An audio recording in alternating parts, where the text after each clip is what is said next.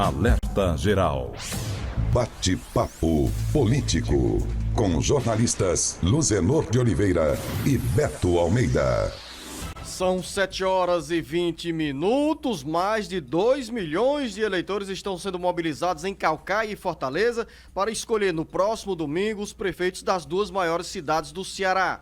O segundo turno está a caminho e apenas uma semana de atividades para os candidatos, como conta o Sátiro Salles. São 7h20. Jornalista Beto Almeida, nós temos aí uma semana, o Sátiro vai chegar agora, sim, com as informações sobre essa última semana que antecede a disputa pelo segundo turno das prefeituras de Caucaia e Fortaleza. Uma semana curta e de muita agitação nas duas maiores cidades do Ceará, Fortaleza e Caucaia, enfrentam os últimos dias que antecedem uma decisão que vale pelos próximos 4 anos. Em jogo, a Prefeitura de Fortaleza, disputada pelos candidatos do PDT, José Sarto, e do PROS, Capitão Wagner, que tem menos de uma semana para buscar os votos dos eleitores e conquistar no dia 29 o comando político e administrativo da capital cearense.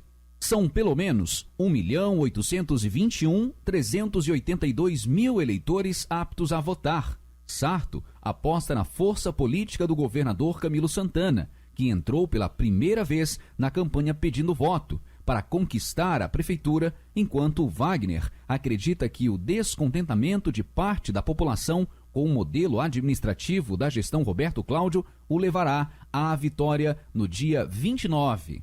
Uma coisa é certa, quem ganhar assume a prefeitura no dia 1º de janeiro de 2021 para um mandato de 4 anos. De acordo com a pesquisa do Instituto Datafolha, publicada na noite da última sexta-feira, Sarto tem 49% dos votos válidos, contra 41% de votos atribuídos ao capitão.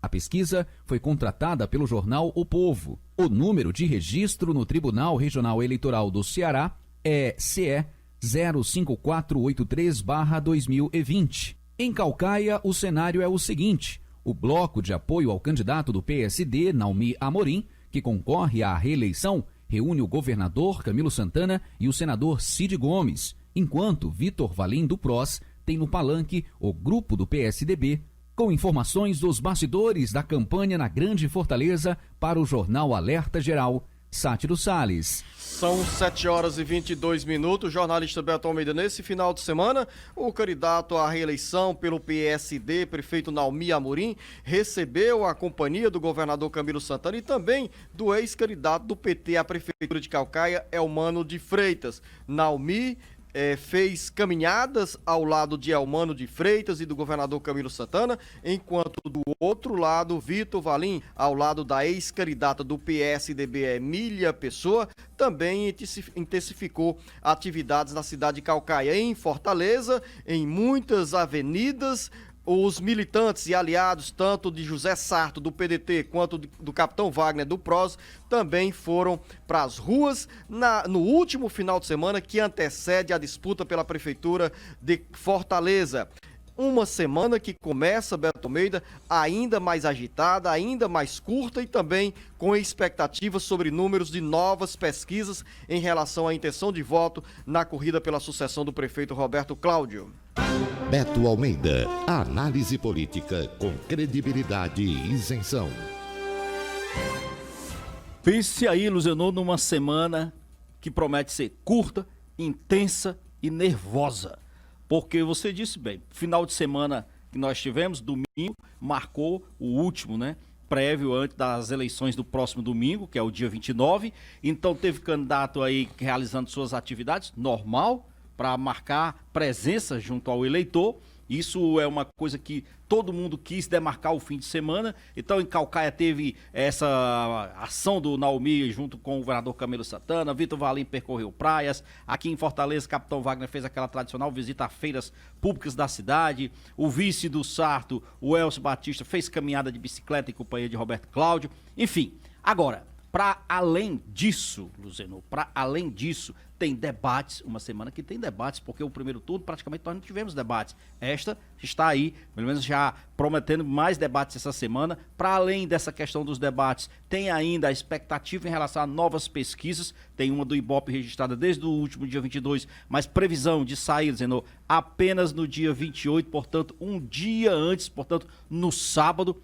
O fato é, os candidatos de ambas as cidades, Luzenor, entram nessa fase nervosa e numa expectativa, chamando para si todos os fatos positivos que existem nessa fase do pleito, como, por exemplo, as adesões. São comemoradas e devem ser, de fato, ressaltadas. É um dos aspectos que o candidato José Sarto tem mais atualmente destacado em cima do seu adversário, que ele conseguiu até o momento 17 partidos de apoio, que inclusive ressalta as declarações dadas pelos então adversários durante o primeiro turno, que hoje estão com ele, dizendo que o candidato adversário não conseguiu angariar nenhuma dessas pessoas que estavam aí na disputa do primeiro turno. Capitão Wagner tem dito ao contrário, que está com o povo, que o povo é que vai decidir esse pleito, que é ele que vai à urna, que vai votar, e que não apenas a questão das adesões contam e são decisivas. Uma coisa que ninguém viu ainda e eu acho que dificilmente vai ver, há uma expectativa nos bastidores sobre como vai ser. Será que Luiziane, a ex-prefeita, deputada federal, que disputou mais uma vez a campanha, vai de fato nos momentos finais dar as caras, aparecer, dar algum tipo de declaração? Pelo andar da carruagem, eu acho que esse segundo turno termina sem que a candidata, a ex-candidata Luiziane Lins apareça para dar algum tipo de declaração. Seja como for, as situações elas vão se tornar ainda mais nervosas, inclusive no campo da justiça eleitoral. Porque, por exemplo, ontem teve juiz tirando propaganda do Sarto contra Wagner e também outro tirando propaganda do Wagner contra Sarto. Natural também no processo como esse. São medidas que os candidatos vão para além da disputa em si e tentam tirar ataques que eles consideram perigosos, prejudiciais, numa campanha que é disputada, ou pelo menos se imagina que seja disputada voto a voto.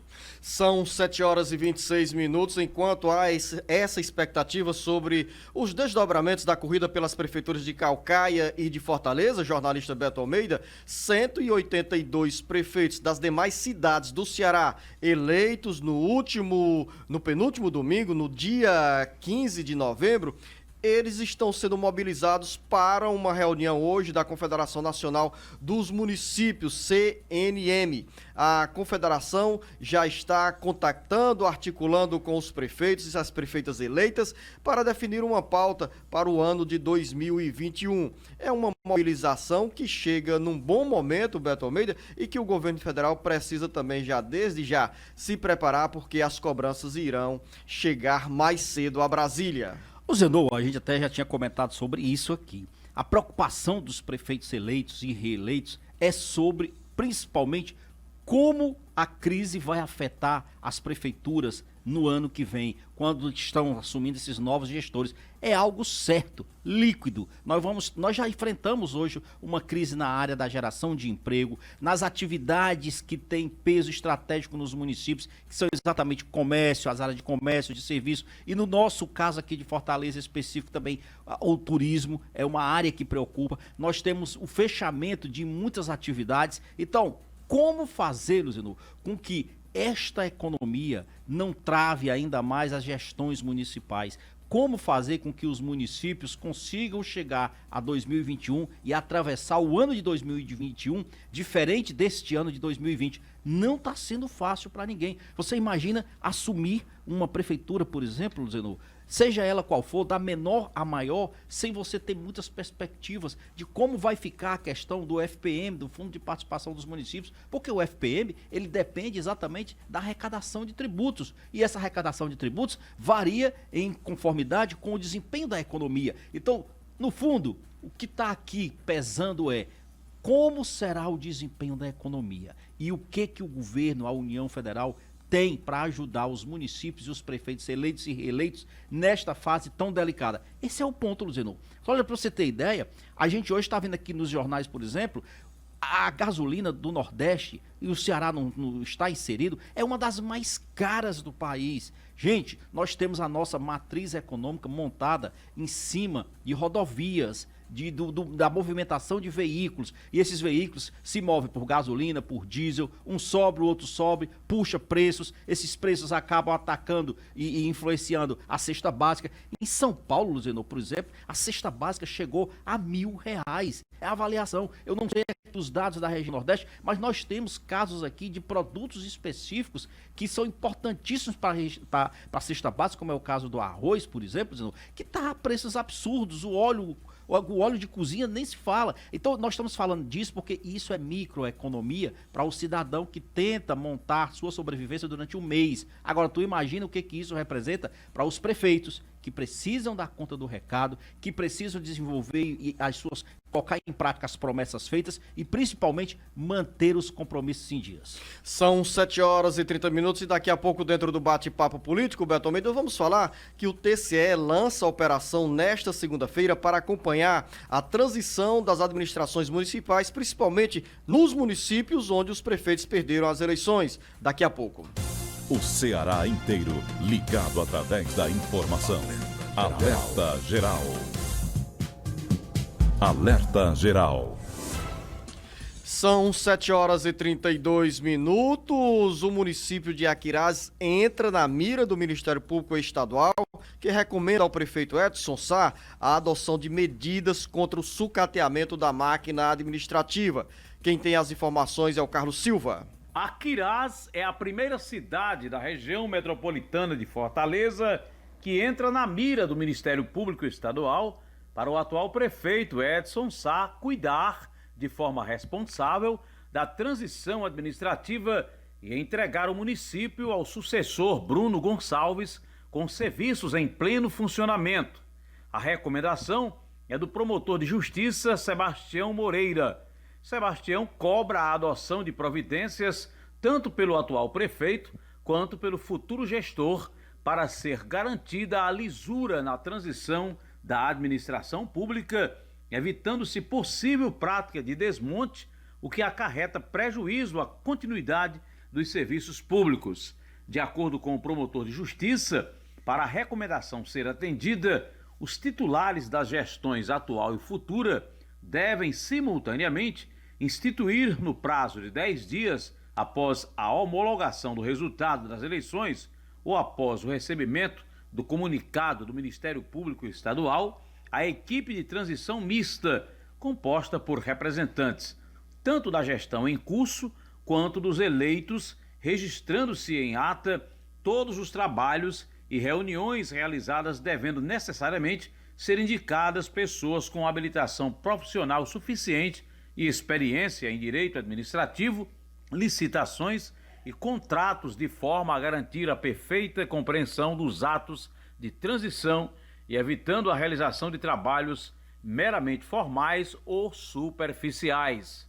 Com informações dos bastidores das eleições, para o jornal Alerta Geral, Carlos Silva. Essa iniciativa dos promotores de justiça em acompanharem a transição nos municípios ganha nesta segunda-feira o apoio do Tribunal de Contas do Estado do Ceará. Carlos Alberto.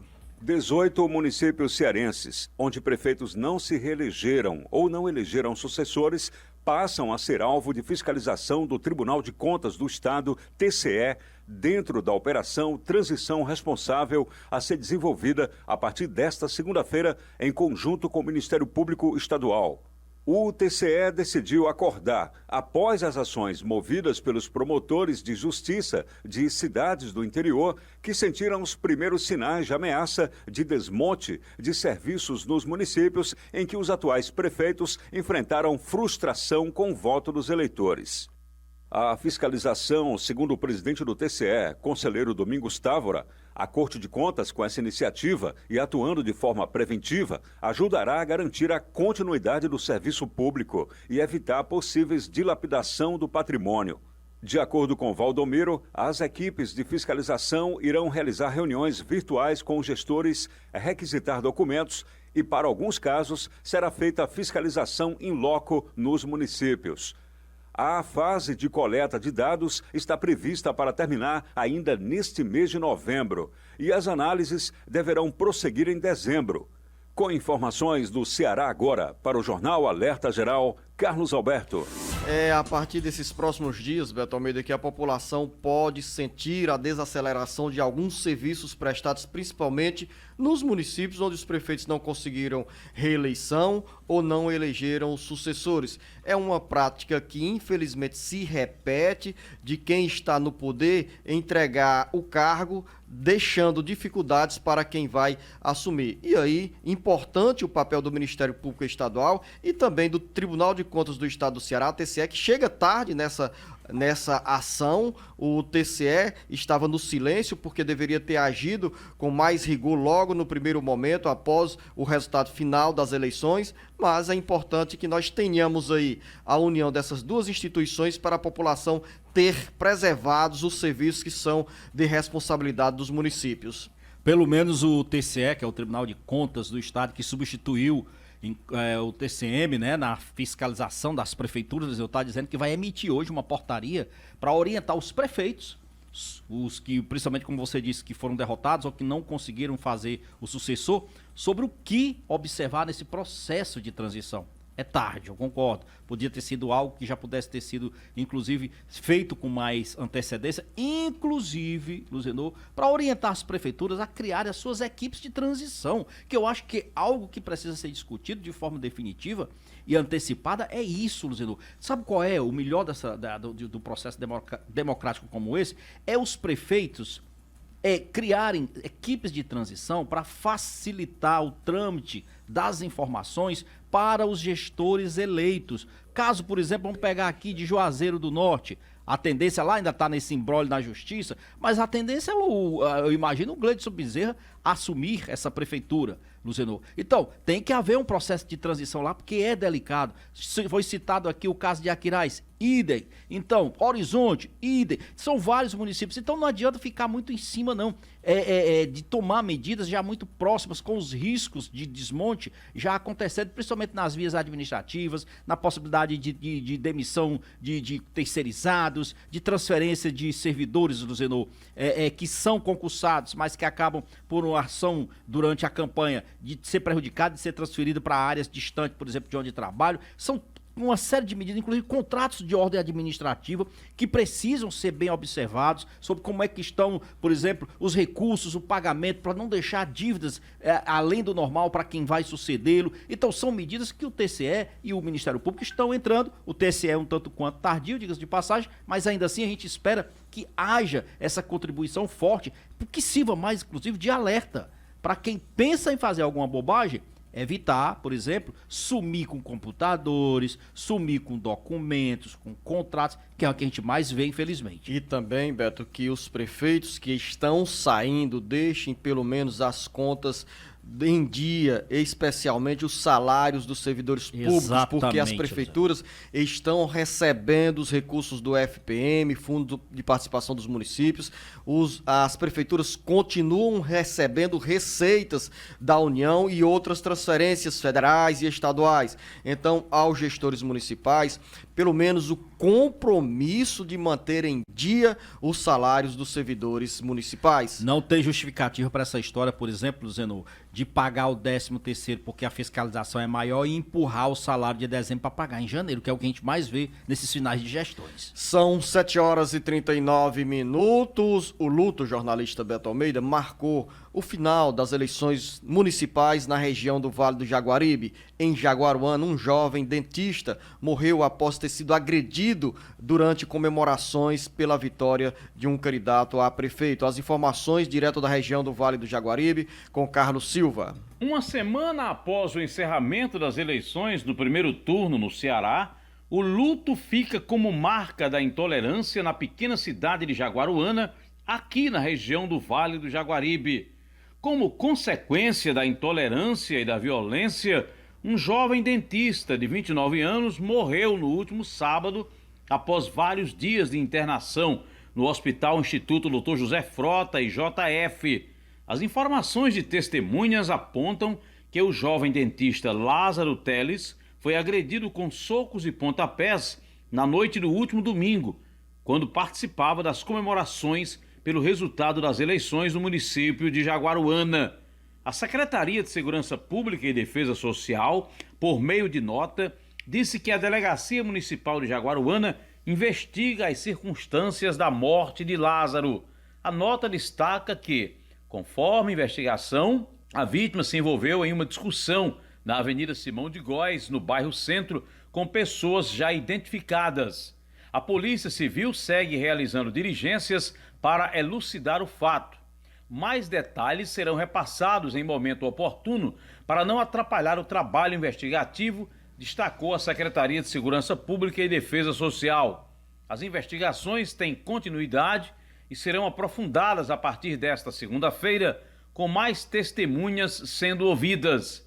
A Secretaria de Segurança Pública e Defesa Social destacou ainda que a população pode contribuir com as investigações, dando informações para auxiliar o trabalho policial. As denúncias podem ser feitas pelo número 181, o Disque Denúncia da Secretaria, ou para o número 88 34 18 13 70 da Delegacia Municipal de Jaguaruana. Com informações dos bastidores das eleições na região do Vale do Jaguaribe, para o jornal Alerta Geral, Carlos Silva.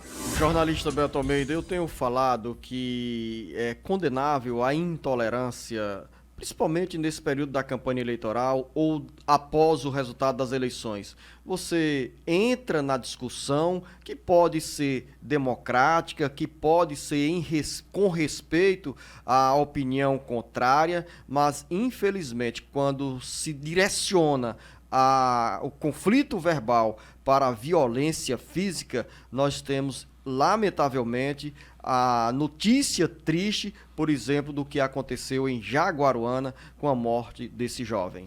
Luciano, a Polícia Civil, inclusive, diz que já identificou os agressores, né, as pessoas que participaram dessa agressão que acabou resultando na morte aí desse jovem dentista. A gente imagina o seguinte, que a polícia disse que não ainda repassou maiores detalhes para não atrapalhar as investigações. Eu acho que o que todo mundo espera realmente, Luciano, é justiça. Identificar quem foram esses agressores e que sejam punidos. Porque, olha, os moradores de Jaguaruana, eles estão chocados e chocados com uma justa razão. Inclusive, a prefeitura pediu nessa nota aí, Luciano, que cessem os rojões, os fogos que têm sido soltados no município, supostamente em protesto contra a morte desse jovem dentista. Essas imagens que nós mostramos aí, elas foram do final da tarde de ontem, de pessoas que foram manifestar contra essa violência no município de Jaguaruana. Que sirva de exemplo um fato lamentável como esse, para que situações em que disputas políticas não resvalem para essa violência extremada. Porque isso daí, na realidade, nada mais é do que a sucessão, a troca normal de poder que se faz numa democracia em qualquer lugar. O problema é que no interior é tanta gente pendurada nas tetas de município, tanta gente pendurada nas tetas de prefeituras, Luciano, que não admitem perder, que lidam isso como se estivesse jogando com a própria vida. Entendeu? Então é isso que está em jogo. Quem acompanha política no interior sabe, não tem inocente. É gente defendendo seus próprios interesses acima de tudo, inclusive causando dor e sofrimento alheio. Mas também não justifica, né, Beto? Você pode ter a paixão Claro por que um não. ou outro candidato. Se fosse você só se paixão, apega ao emprego, àquele cargo que mantém no poder público municipal, mas não se justifica a agressão verbal, não se justifica a agressão física, que às vezes, nesse caso de Jaguaruana, terminou com uma morte desse jovem dentista. E a Polícia Civil, como já antecipou o jornalista Beto Almeida, já tem as primeiras informações, investigações, porque ali certamente tinha gente filmando, tem imagens, e com os depoimentos das testemunhas que estão sendo tomados, os autores serão identificados e punidos. Ou seja, Beto, você comete um ato de barbaridade e acaba depois se arrependendo pelo excesso de violência. Os comentários, Luciano, que as motivações possam nem ter sido políticas, porque na comemoração todos ali estavam comemorando juntos a reeleição do prefeito deles, que estava sendo comemorado lá, que eu esqueci o nome agora do prefeito. O ambiente, entendeu? Naturalmente político e eleitoral. Exatamente, mas a motivação pode nem ter sido necessariamente política. Lógico que estava num ambiente político, mas não necessariamente pode ter sido. São 7h45, final do nosso bate-papo político. A você, jornalista, um bom início de semana. Beto Almeida, você ouvinte internauta, fique aí, porque tem muito mais informação aqui dentro do Alerta Geral. A você, Beto, um grande abraço. Um bom dia a todos, Zenô, e até amanhã.